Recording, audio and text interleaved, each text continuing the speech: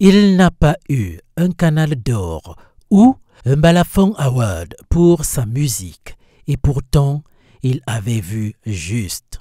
Encore des morts sur le bitume le 9 octobre 2024. Cette fois, c'est la localité de Kombe, dans le département d'Unja-et-Lobo, qui est le théâtre de la coalition frontale d'une extrême violence entre un camion grumier et un autobus de l'agence de voyage Galaxy. Le choc a laissé le coaster complètement écrasé, ne laissant que peu de chances de survie aux passagers.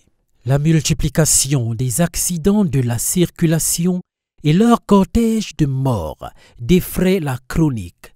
Des rêves de personnes souvent à la fleur de l'âge sont brisés. Des familles anéanties soudainement. Des blessures et des handicaps infligés à vie.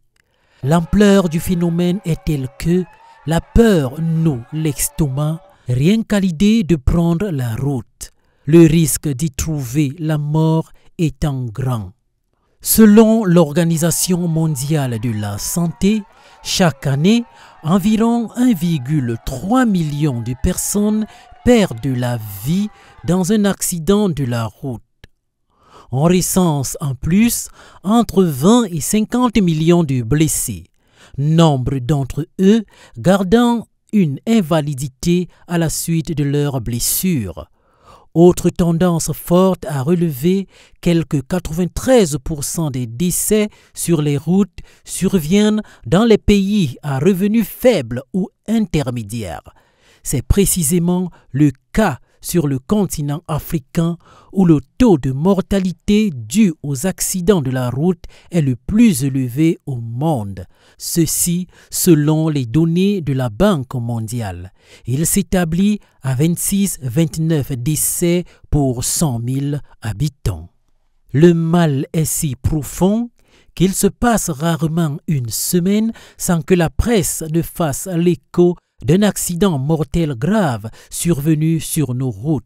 On a d'ailleurs l'impression qu'il y a une recrudescence du phénomène au Cameroun.